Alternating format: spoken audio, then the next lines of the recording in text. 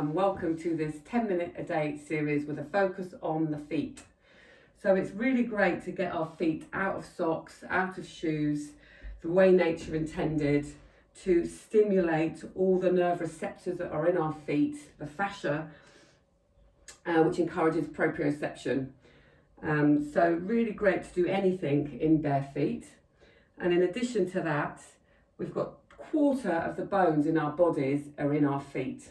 So there's an awful lot going on.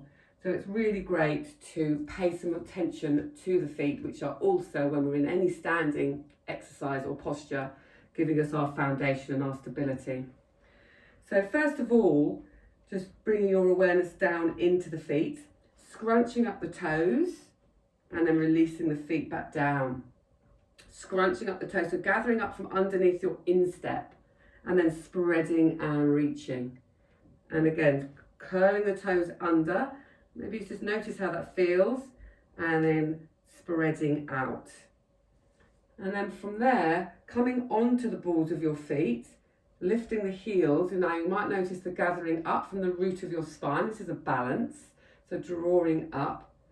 And notice if you naturally come onto the inside of your foot or the outside, so the big toe side or the little toe side. And see if you can distribute your weight a little bit more evenly if that's happening for you. So depending on our posture and where we normally, how we normally support ourselves will affect how we rise up onto our toes. So trying to get that sense of spreading evenly, and you might notice a bit of wobbling, that's completely normal. So there's a sense of lifting and gathering to support us in this position. Again, so coming up. So you might like to imagine a piece of string from the root of your spine out to the crown of your head, lifting you up. And maybe you can bring your arms up to the ceiling as well. If you need to come out of this and come back into it, feel free. If you need to lower the heels a bit more, just see what's happening in your bodies. And maybe lowering down and bringing your right arm up, bending your right knee, and then pressing into the balls of your right foot. And then it's like you're walking to switch sides, but you're lifting your left heel now, and you're pressing into the left toes as the left heel lifts. So you're walking on your tiptoes. So walk up on your tiptoes and switch sides. So it's like you're reaching for something above you. Walk on your tiptoes and switch sides. Trying to release under the foot.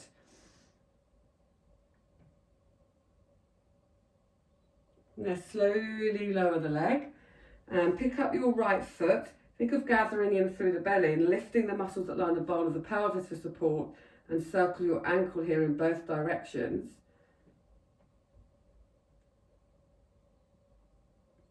And then you're going to point the toes down and pull the toes back. Again, you could be holding onto a chair or a wall or a side unit if you need to. But you can notice that you're actually working stabilizers here in the left side of the body while the right leg is lifted. So you're getting lots of things happening through the body, even though we are focusing on the feet. We're working the whole body really, because everything's interconnected.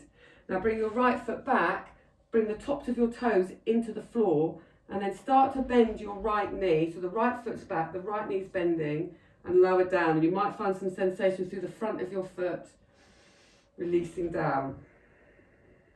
Now, see if you are resisting, and can you find some softness and some letting go in this position.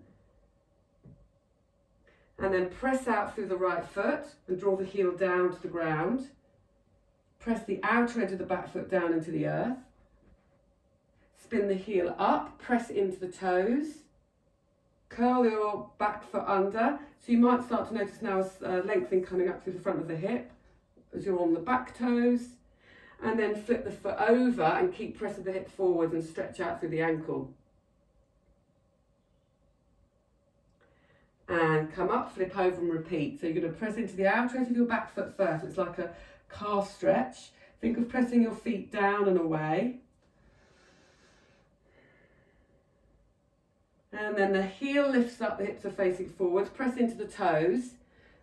So the right heel is lifted, the toes are pressing in, and then the right hip almost tucks under a little bit, opening out through the front of your right thigh.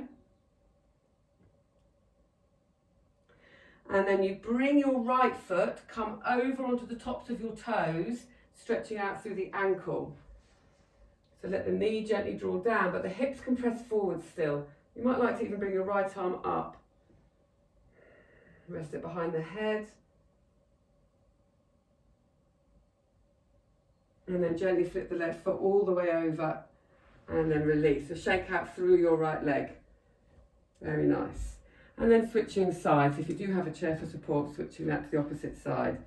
So rounding down through the right foot, left foot slightly lifts, circle the ankle in both directions. So you can have your hands on your hips here, or you could be holding something for support.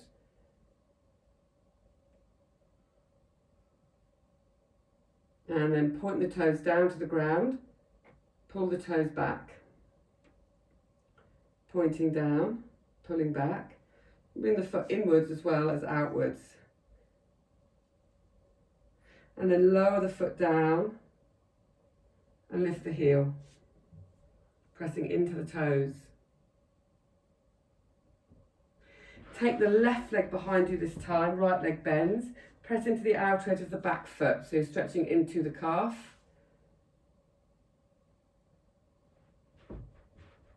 Lift the left heel off of the ground and press the left hip underneath.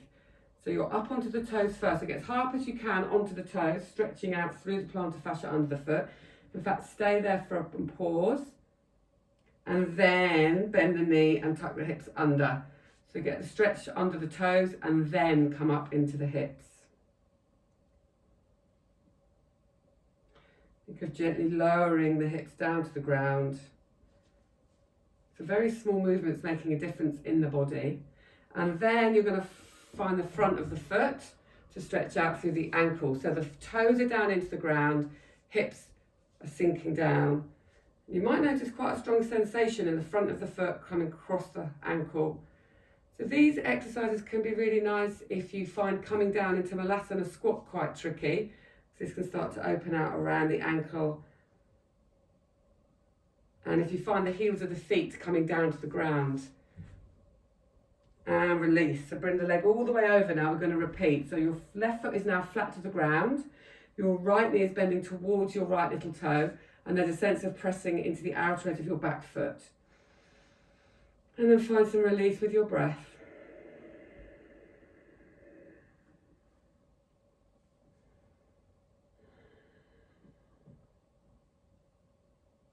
So you're going to spin the left heel off of the ground and come up as high as you can onto the toes and pause there.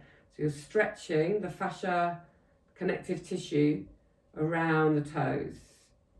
And you might even like to bring your little toe edge down and then come up onto your big toe edge and just have a little exploration there. Now, keep that position with the foot and simply think of bringing your hips underneath you. It's a very small micro movement, but now you might start to notice the sensations up through the thigh and into the crossing the top of the hips as well as into the toes. And then from there, you have the option of lifting up your left arm as well.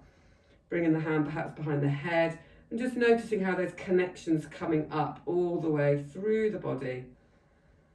You're still using your right foot to help with stability and grounding down, and perhaps you can notice a natural illumination at the root of your spine as the toes are lifted.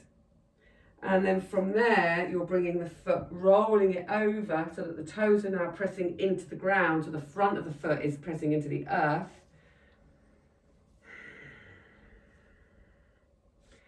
You might need to adjust the width of your legs.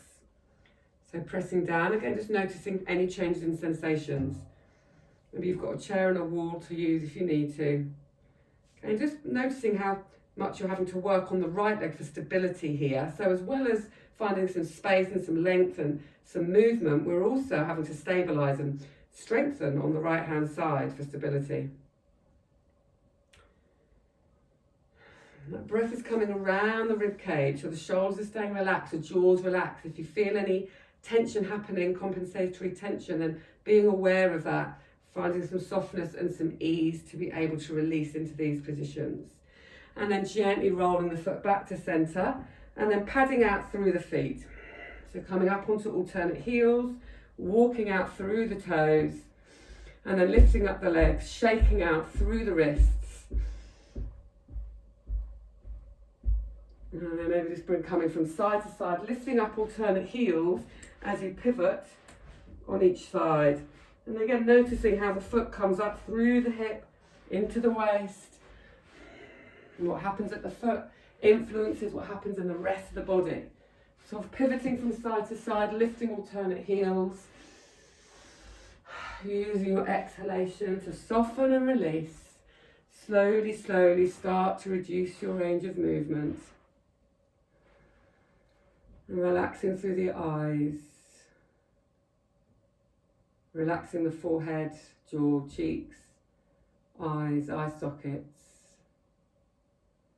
Closing the eyelids if that's comfortable for you. And then scanning your inner field with your mind's eye. Perhaps you can notice the buzz of your body, a shift in energy, in sensation. Your blood flow has been awoken and moving around, your prana, your life force. Maybe you can notice tinglings, sensations in your hands or your arms.